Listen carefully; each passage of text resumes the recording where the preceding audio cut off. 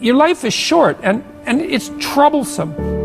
And perhaps you need to do something worthwhile with it. And if so, then you should do the most worthwhile thing. And you should figure out what that is for you. And part of that's definitely going to be to develop your character. To what end should you devote your life? And another question might be, well, does it matter? Matter is an interesting word, because matter is matter. But matter is also what matters. And I would say that what matters is more real than matter. At least that's how you act. And then the question is, well, is there something you should be aiming at?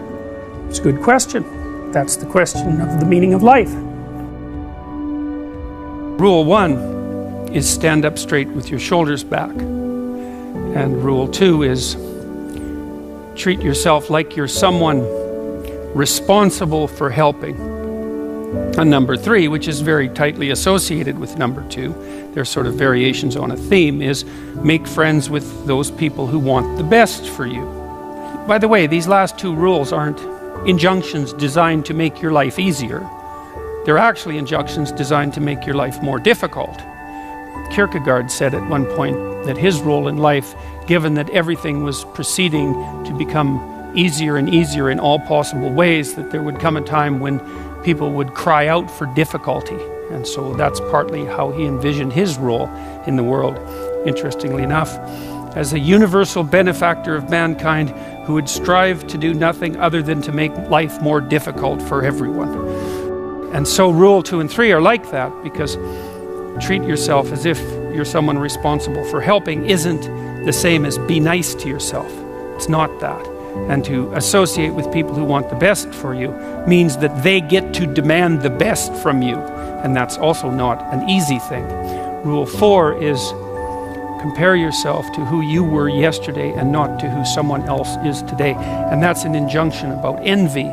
You need things that are above you because you need to do something worthwhile with your life. You need something to aim at. One of the consequences of that is that you can become envious of people that you believe have attained more in a deserved or undeserved manner.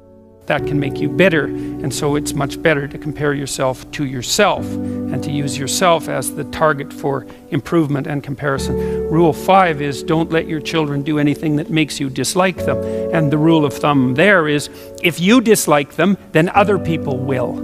And it's a bad idea to allow your children to act in a way that makes other children dislike them or adults dislike them, given that they're going to have to deal with children and they're going to have to deal with adults. So your primary responsibility as a parent is to help your child learn how to behave so that the social world opens up its arms to them and welcomes them at every level. And you've done your job if you can manage that, and it's not a simple thing to do. Rule 6 is put your house in perfect order before you criticize the world. And that's not take no action for others until you have your act together. That isn't what the rule means. It means that bind your ambition with humility and work on what's right in front of you that you will suffer for if you get wrong before you engage in the large-scale transformation of other people. Rule 7 is do what is meaningful and not what is expedient. And I would say in some sense that's the core ethos of the book. Not exactly, because rule 8, which is tell the truth or at least don't lie, is a necessary conjunction to that, or a necessary additional element, because I don't think that you can pursue what is meaningful without telling the truth. And the reason for that is if you don't tell the truth, or let's say if you lie, which is an easier way to think about it, you corrupt the mechanisms, the instinctual mechanisms that manifest themselves as meaning, and then you can't trust them. And that's a very bad idea. So the fundamental reason to not lie is because you corrupt your own perceptions if you lie. And when you corrupt your own perceptions, then you can't rely on yourself. And if you can't rely on yourself, then, well, good luck to you. Because what are you going to rely on in the absence of your own judgment? You've got nothing if you lose that. Rule 8 is, as I said, tell the truth or at least don't lie. Rule 9, assume that the person that you're listening to knows something you don't. And that's not so much a mark of respect for the person, although it is that. It's a mark of recognition of your own unbearable ignorance. One of the things you have to do in life, you have to decide what's more important, what you know or what you don't know. First of all, there's a lot of what you don't know. And so if you make friends with that, if you decide that's important, then, well, that's a good thing, because you're going to be surrounded by what you don't know your entire life. And so if you're appreciative of that, then that's going to make things go better for you. But the other element of that is, well, why should you be appreciative of what you don't know? And the answer to that is, well, you shouldn't. If your life is absolutely perfect in every way, you have exactly what you need and want, you've put everything in order around you, then what you know is sufficient. But if you believe that things could still be put right around you in your own personal life, and with regard to the effect that you have on other people, then obviously what you don't yet know is more important than what you do know, and you should be paying attention to find out what you don't know at every possible moment. And if you're fortunate, when you have a conversation with someone and you're actually interested in what they say, then even if they're not very good at communicating, even if they're awkward, or even if they display a certain amount of enmity towards you, there's always the possibility that they might tell you something you don't know, in which case you can walk away from the conversation less ignorant and corrupt than you were when you started the conversation. And if your life isn't everything that you would like it to be, then being slightly less ignorant and corrupt is probably a good thing. And so rule 10 is be precise in your speech. And that's an observation, I would say, that's a variant of a New Testament injunction, which is, or maybe a description of the nature of the world, which is, knock and the door will open, and ask and you will receive, which is a very strange theory, let's say, but which I would say is far more in accordance with what we know about the psychology of perception, let's say, than you might imagine. Because it is the case that you don't get what you don't aim at. You might get what you do aim at, and your aim might get better as you aim as well, which is something to consider. If you specify the nature of the being that you want to bring into being, then you radically increase the probability that that's what will occur. Of course, you all know that, because you regard yourself, at least to some degree, as active creative agents, right? Your fundamental attitude towards yourself, at least in the manner that you act towards yourself, is that you wake up in the morning and you have a landscape of possibilities that lay themselves open to you, and you make choices between those possibilities and determine in consequence how the world is going to manifest itself. So you confront a field of potential, that's a good way of thinking about it, and through your choices you determine which elements of that potential are going to concretize themselves into the real world. And you are very unhappy with yourself if you don't do that properly, and you're very unhappy with other people if they don't do that properly, and you're very unhappy with other people if they don't treat you like that's what you're like. Because part of what you demand from people, let's say, in terms of sheer civility, is that they act towards you as if you're the locus of voluntary choice in a world of potential. And you upbraid each other for that as well. If you have children and parents, your parents will say to you, if you're fortunate, you're not living up to your potential, which is actually a compliment in a sense, even though it's also a judgment. And the compliment is, I know perfectly well that you could be more than you are. And you'll hang your head if you have any sense, and you'll think, like you think in relationship to your own conscience, that yes, I have a lot of potential that I'm not fully realizing, and that actually constitutes a transgression against the good. And I don't think I've ever met anyone who doesn't believe that. If you have a reasonable conversation with them, it just seems self-evident. I mean, maybe now and then you meet someone who's narcissistically self-satisfied, but then they're narcissistic, and that's not good. That as a medium to long-term strategy, that's a catastrophe. That ends in disaster.